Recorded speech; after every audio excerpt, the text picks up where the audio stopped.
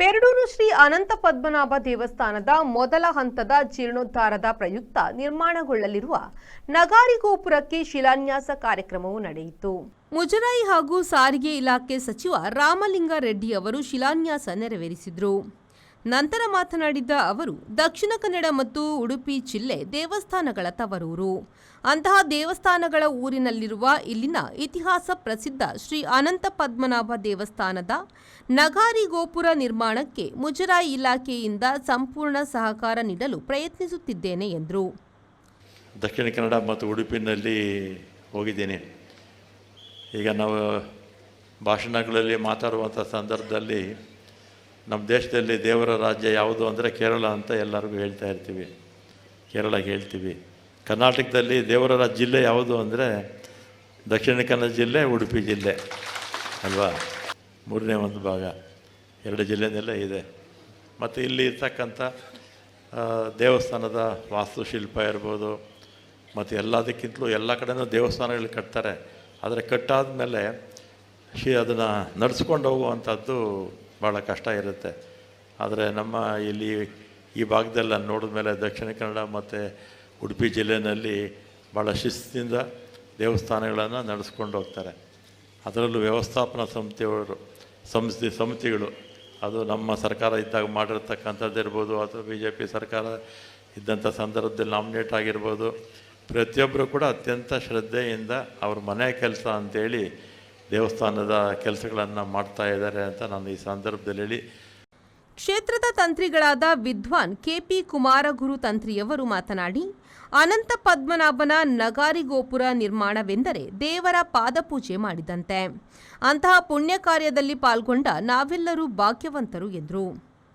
ದೇವಸ್ಥಾನವನ್ನು ಜೀರ್ಣೋದ್ಧಾರ ಮಾಡಿದರೆ ಯಾವ ರೀತಿಯ ಪುಣ್ಯ ನಮಗೆ ಸಂಪ್ರಾಪ್ತಿಯಾಗ್ತದೆ?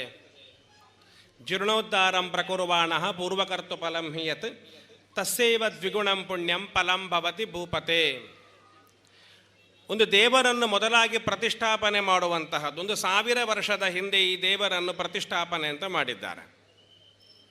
ಭೂಕರ್ಷಣ ಸಂಸ್ಕಾರವನ್ನೆಲ್ಲ ಮಾಡಿ ಏನೂ ಇಲ್ಲದೇ ಇರುವಂತಹ ಪ್ರದೇಶದಲ್ಲಿ ದೇವರ ಬಿಂಬವನ್ನು ಇರಿಸಿ ದೇವಾಲಯ ನಿರ್ಮಾಣ ಅಂತ ಮೊದಲಾಗಿ ಮಾಡಿದ್ದಿದೆ. ಮೊದಲಾಗಿ ಈ ಹೊಸತಾದಂತಹ ದೇವಸ್ಥಾನವನ್ನು ನಿರ್ಮಾಣ ಮಾಡಿದರೆ ಎಷ್ಟು ಪುಣ್ಯ ಬರುತ್ತೋ ಅದಕ್ಕಿಂತ 2 ಪಟ್ಟು ಪುಣ್ಯ ಜೀರ್ಣವಾದಂತಹ ಸಾನ್ನಿಧ್ಯ.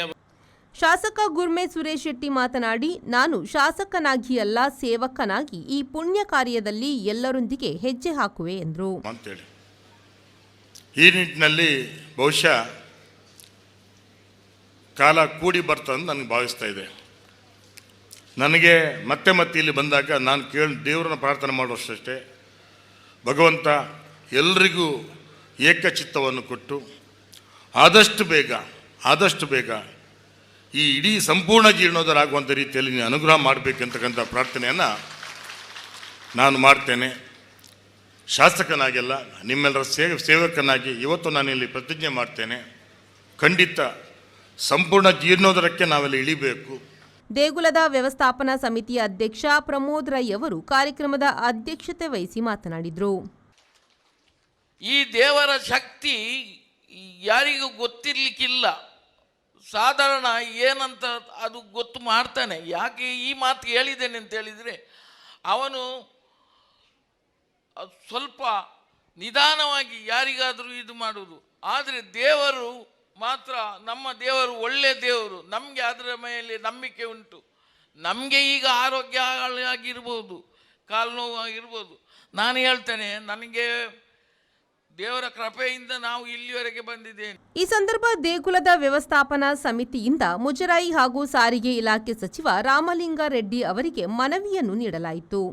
ಕಾರ್ಯಕ್ರಮದಲ್ಲಿ ಮಾಜಿ ಮಂಡಲ ಪ್ರಧಾನ ಕೆ ಶಾಂತಾರಾಮ ಸೂಡ, ಮಾಹೆಯಾಕ್ ಸಹ ಕುಲಾಧಿಪತಿ ಡಾಕ್ಟರ್ HS ಬಲ್ಲಾಳ್, ಮಾಜಿ ಸಚಿವರಾದ ವಿನಯಕುಮಾರ್ ಸೊರಕೆ, ಅಭಯಚಂದ್ರ ಜೈನ್, ಮಾಜಿ ಶಾಸಕ ಲಾಲಾಜಿ R ಮೆಂಡನ್, ಅದಾನಿ ಗ್ರೂಪ್ನ ಅಧ್ಯಕ್ಷ ಕಿಶೋರ್ ಆಳ್ವ, ರಾಜ್ಯ ಧಾರ್ಮಿಕ ಪರಿಷತ್ ಸದಸ್ಯೆ ಮಲ್ಲಿಕಾ ಪಕ್ಕಳ, ದೇಗುಲದ ಅರ್ಚಕ ರಘುಪ್ರಸಾದ ಅಡಿಗ ಸೇರಿದಂತೆ ಮತ್ತಿತರರು ಉಪಸ್ಥಿತರಿದ್ದರು. ಸಮಿತಿಯ ಸದಸ್ಯ ರಾಜ್ಕುಮಾರ್ ಶೆಟ್ಟಿ ಸ್ವಾಗತಿಸಿ, ಚಿತ್ರಪ್ಪಾಡಿ ಸತೀಶ್ ಶೆಟ್ಟಿ, ಉಪೇಂದ್ರ ಆಚಾರ್ಯ ಕಾರ್ಯಕ್ರಮ ನಿರೂಪಿಸಿದರು.